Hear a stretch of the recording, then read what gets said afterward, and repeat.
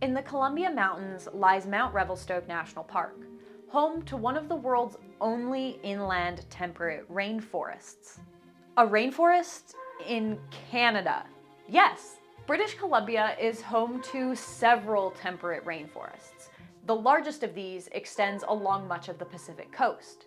But nestled in the mountains is the interior cedar hemlock ecozone, the rainforest of the Rockies.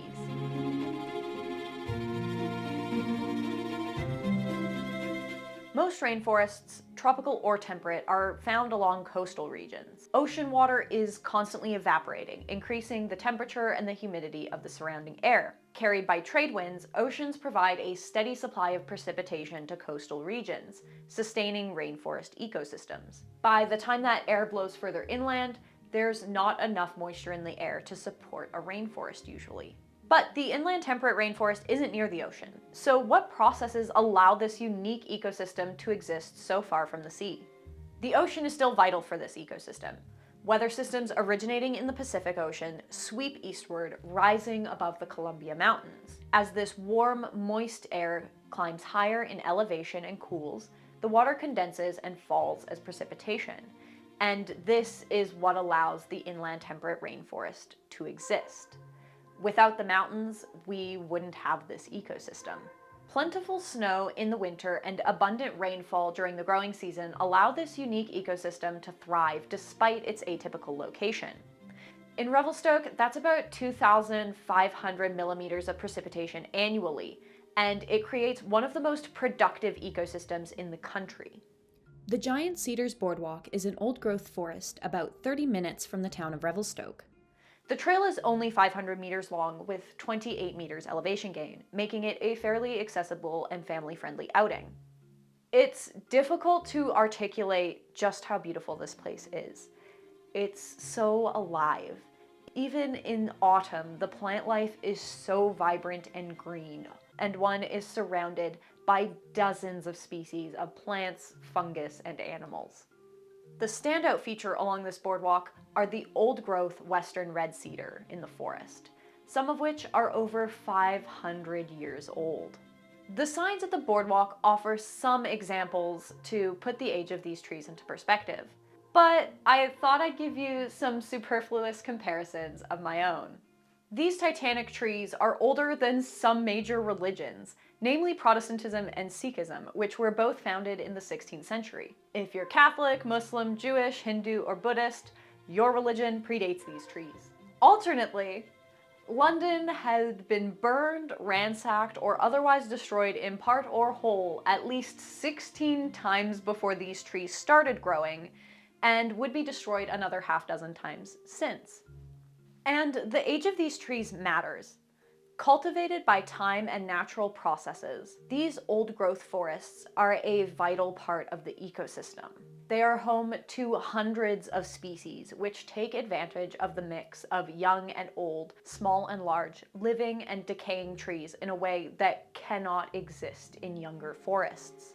While giant cedars are the namesake and dominate the boardwalk, they're only one piece of the puzzle. Rainforests are some of the most diverse ecosystems in the world, and the inland temperate rainforest is no exception. In the understory, you can find yew and fir trees growing, and devil's club and ferns sprout from the forest floor. Moose, deer, wolverines, mountain goats, grizzly, and black bears roam throughout the area, making use of the rich resources that abound. Pileated woodpeckers and golden eagles can be found flying overhead.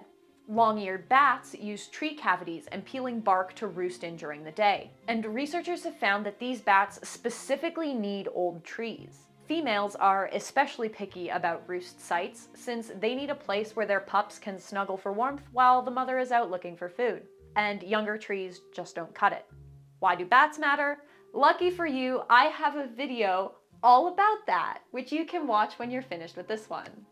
Red-backed voles feed on truffles and spread the fungus throughout the litter layer. The fungus forms a symbiotic relationship with the trees. The trees produce sugars the fungus need, and the fungus help tree roots absorb nutrients, which is what allows these trees to grow to their massive size in nutrient-poor soil. And there's another unique animal in the rainforest that I wanted to highlight, the mountain caribou. Caribou are members of the deer family, and unlike other deer, both males and females grow antlers. This is one of the southernmost caribou populations in Western Canada, and the ancient rainforest is vital for their survival. Mountain caribou make use of both high and low elevation old growth. As winter takes hold, these animals rely on lichen as a food source, which is found primarily on trees more than 200 years old. While the forest is absolutely teeming with life, there is also death, which is a good thing. Windstorms, forest fires, insect damage, and disease are a natural part of the ecosystem and help maintain its health. A whole host of animals use rotting and fallen trees for denning, roosting, and nesting, including martens, wolverines, owls, and black bears. And the rotting organic matter that litters the forest floor returns valuable nutrients to the soil, allowing more life to thrive. But there's another animal that these forests help thrive that I've yet to mention: humans. Specifically, these forests hold importance and value to the area's Indigenous people. Though little is known about the Indigenous peoples prior to European contact in this area, Mount Revelstoke is located on the traditional territories of the Secwepemc, Syilx, Ktunaxa, and Sinak's nations. And just as the forest provides for its wild inhabitants, so too it provided for its people. Moose, caribou, and ptarmigan would have been food sources traditionally, and the forest is full of edible and medicinal plants. Western red cedar is a particularly important plant amongst many First Nations, and is one of the 4 sacred medicines along with tobacco, sage, and sweetgrass. Going over every traditional use of cedar could be a lecture in and of itself, or several. So here are just a few of the traditional uses for cedar, and if you're from the area and know others, please share what you know in the comments. Hello, Editing Taylor here with a quick disclaimer. I was unable to find examples of images showing these uses of cedar specifically from the Indigenous peoples of Mount Revelstoke. The images in the video are labeled accordingly with the First Nation and region of origin, but please keep in mind that patterns, techniques, and styles vary widely amongst First Nations, so these are examples of what can be made with the materials, not examples of specific designs made by the peoples of Mount Revelstoke. Now that that's out of the way, let's get on with the video. Cedar roots can be dried and woven to make baskets, and with the right technique, these baskets can be made watertight and heat-proof, which means that they can be used for cooking or storage. The bark is the most versatile part of the plant. Like the roots, it's often used for basket making. It can also be processed into fibers that could be used to make textiles, ropes, mats, and blankets. Branches and leaves are burned and used for smudging, a ceremonial burning of herbs frequently used as a means of cleansing people and places. Wandering along the boardwalk is spectacular, and video just doesn't capture it. The lush landscape engulfs the senses. Even on a cloudy day, light breaks through the canopy and dances on the forest floor.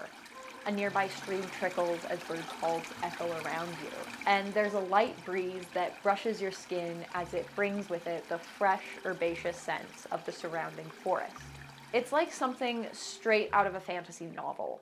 You'd almost expect to encounter a fairy or some other magical being in these woods. Unfortunately, the system is no longer in balance. While the boardwalk remains, much of the old-growth forests in British Columbia's interior are no more. Logging and fragmentation has destroyed and disturbed habitat, and the forests that regrew in their place don't support the same variety of life as the older forests. The 2 national parks that encompass this habitat, Mount Revelstoke and Glacier National Park, are not large enough to fully protect these ecosystems forever without further conservation efforts. In an article for the Narwhal, conservation scientist Dominic Della Sala said that British Columbia's inland temperate rainforest is being clear-cut at a rate, if not faster, than comparable to the deforestation of the Amazon rainforest. While natural disturbances like fire are a normal part of the forest ecosystem, there's so little old growth remaining that even these natural processes jeopardize the ecosystem. Essentially, the forests that have been lost means there's no reserve or buffer for these habitats. They are the reserve. And when they go up in flames, literally or figuratively, That's it. That being said, there are people pushing to preserve this pristine patch of Canadian wilderness. In 2023, 58,000 hectares of old-growth forest was conserved in the area, thanks to the efforts of the Nature Conservancy of Canada, local First Nations, Interfor Corporation, and the provincial government. Though this act alone is not enough to protect the ecosystem entirely, and the risk to these forests remain, it is a testament to the power of people advocating and acting on their concerns. We can put the value of nature itself above the value of its resources, ensuring that all of us, human and otherwise, can continue to flourish together. That's all for today's video. If you learned something new, consider giving this video a like or leaving a comment. This is part of a larger project about the Canadian Rockies, which will be coming out in the next few weeks. If you enjoyed this video, or like history, both human and natural, subscribe to this channel to be the first to see my latest content. Thank you so much for watching, and have a lovely day. Bye-bye!